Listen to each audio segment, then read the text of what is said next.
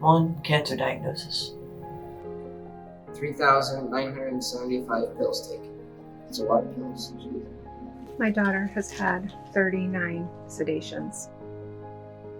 2 years of worrying whether, the treatment was going to work or not. 20 at-home injections. My mom had to do them. 68 days in isolation. 60 daughter waiting. 1 feeding tube for a whole year. Had 30 rounds of radiation. 90 nights in the hospital. While you're in it, it's just survival. 47 COVID tests. 115 IV chemo treatments. 8 surgeries. Really didn't realize until the very end of how much that Savannah had gone through. One wish opened the door of possibilities. One wish showed me that anything is possible. Oh, no way! One wish to feed the aeroplane. Changed everything. 1 wish to flip the switch.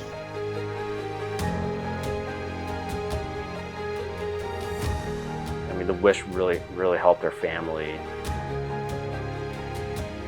Think to make my wish come true. Hi, I'm Layla Cook, CEO of Make-A-Wish Oregon. Thank you for tuning in to our online edition of Wish Ball, presented by our friends at Nike and Paulson Coletti. And thank you for standing by my team and our Wish families in times of unparalleled uncertainty to move our mission forward. Despite the monumental challenges of this time, Make-A-Wish Oregon granted 207 local wishes in the last year. That's 207 local families like the ones featured in the video you just watched. Each with their own set of medical stats they carry with them like scars. Their fight with a critical illness is heavy, but a wish can lift them up in life-changing ways. Because of people like you, these Wish families remembered what joy felt like. The pandemic changed us in countless ways. We rethought how to spend our time and who to spend it with. Priorities shifted, plans changed. In my life, I've learned that creating hope will always be the priority. This much I am certain of as I prepare to enter my 20th year working for this essential mission. You cannot do what we do and think that everything happens for a reason. I've learned that bad things can happen, but good can come from everything. How lucky are we to be that catalyst for good? The work we do at Make-A-Wish is not only matters, it's healing our community. And that is what has guided me through the storm of the last 2.5 years. The hardest thing for me throughout the pandemic has been making decisions on behalf of others. Everyone has been walking a tightrope of risk tolerance that's very personal to them. As a parent and as the CEO, having to impose extra restrictions has felt nearly impossible at times. All except for the very early stages of COVID, we have made travel exceptions for wish granting for rush wishes. And those trade-offs felt like the right ones to make. But being in the seat of wanting to keep other people more safe than they were working to keep themselves sometimes felt false to me. Who am I to be sitting in the decision chair? And I think the true cost of safety has been isolation. And I feel that both personally as well as on behalf of our staff, volunteers, and Wish families. I could not even get my head around what these kids went through in the pandemic. Being sick and at the hospital is brutal enough in normal times. But during COVID, and even now, they're only allowed one parent at a time. No outside visitors, no siblings. The toll these restrictions are taking on an already impossible situation is visible in the family's demeanor. Keeping them safe is taking so many trade-offs. At times I've wondered if it's worth the cost. Meeting a Wish kid who is a true light in the world at this time is rare. And recognizing being in the presence of a light while it is happening is also rare.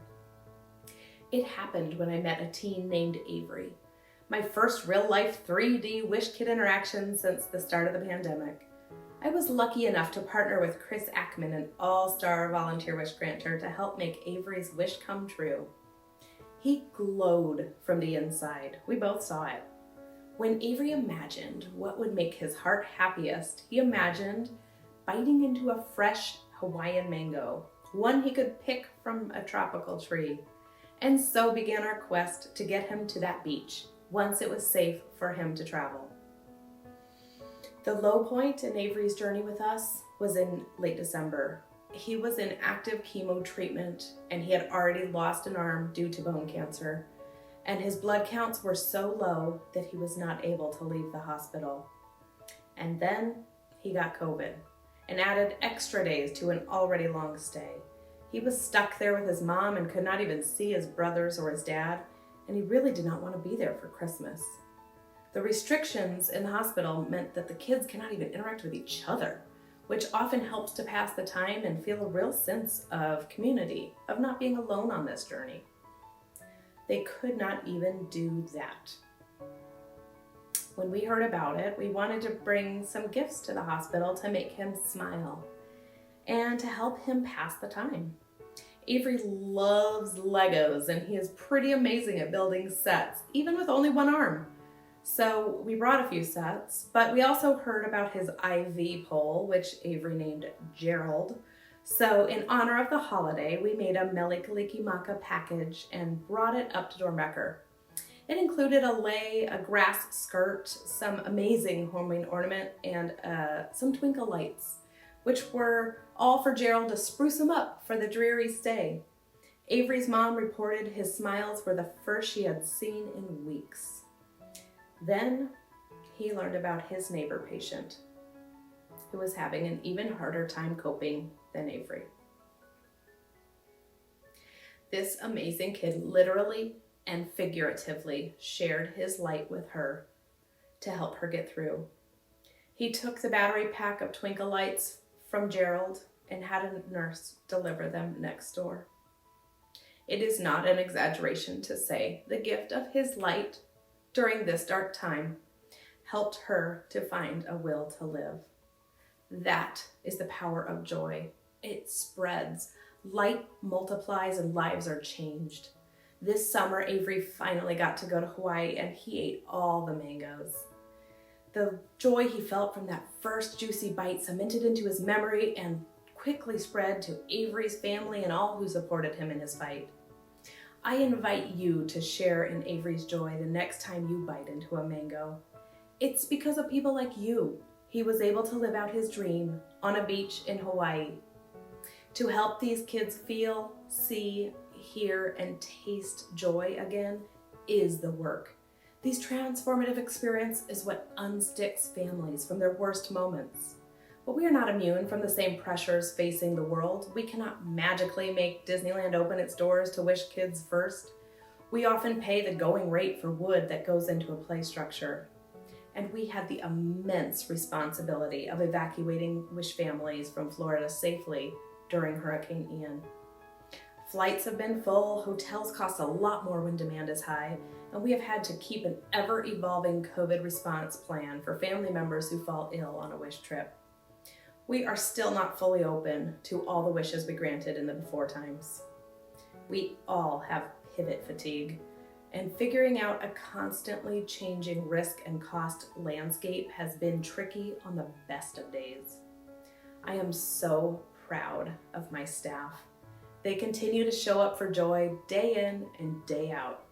They persevere and put in the work to help bring more joy and more light into the world. By tuning in, I know that you prioritize hope too. You can see that good can come from even the worst of all situations. Make-A-Wish Oregon is that good, and the need for support has never been greater. We currently have over 350 Wish kids in the pipeline. A lot of them have been waiting to safely travel for 2 years now. Simply put, money is what can solve many of the problems in front of us. As you think about making a gift, I ask for you to think about when you were reunited with joy in this last year and how good it felt to experience what you missed the most. Please give from that place in your heart to help make wishes come true. Nobody can share the true power of a wish better than a Wish kid themselves. It is my honor to introduce you to Deani May, a big-hearted Wish teen who wished to be reunited with her grandpa in Guam.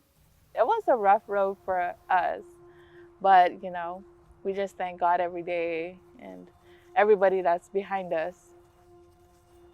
Before we found out her diagnosis, it was about a year and 3 months of her being sick. I'll take her to the clinic and they'll always tell us it was just a common cold and flu. And I end up pushing her doctor's hand to give her deeper blood work. And the doctor came back and I just saw the look on her face. And I was just like, no, it couldn't be.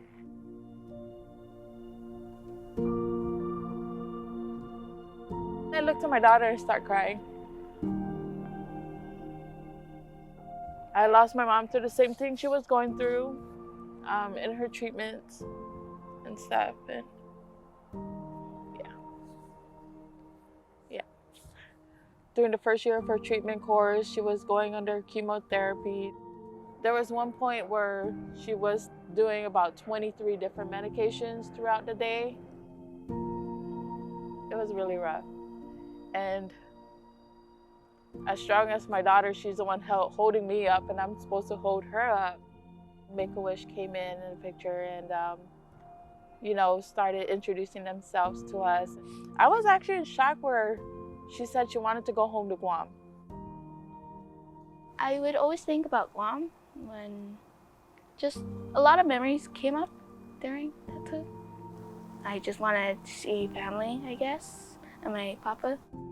When we were younger, we would always go to the back of the ranch, and he would always, after he's done feeding the pigs and the animals, he would always cut us up a coconut or make something out of a coconut, like coconut candy, let us drink the juice out of it. And he's a nice, caring man that would always give us, just give us little, whatever he can.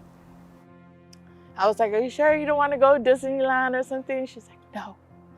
And she's like, no, I want to go to see Papa, surprise Papa. And I really just wanted to see him, see the memories back in Guam, where we used to live, experience those things again.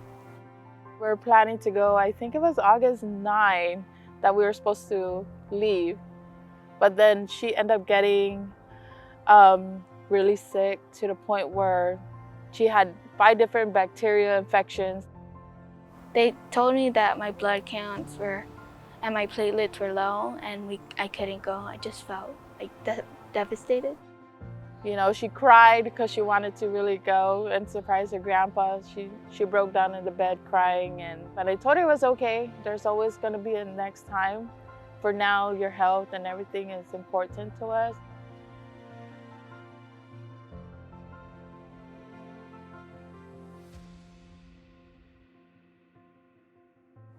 Yeah. And then the third one came along and Terry's like, we hope this is it. And Make-A-Wish and Lindsay and everybody was there rooting her on. That was the best thing to me is how could strangers become family to you that you never met? And when you finally see them, there's a whole lot of love. I was scared it might get postponed again, but I thought, okay, I think it's gonna happen this time, third time's the charm. Third time did come around as a charm. I couldn't believe it, that we're back there. Yeah. We pulled up to him and he thought he was our uncle at first. We hopped out of the van and he was shocked and It was a great surprise. Only one person knew about the coming of my granddaughter and the parents. It almost made me cry, really. And to see her for quite a while, I almost did.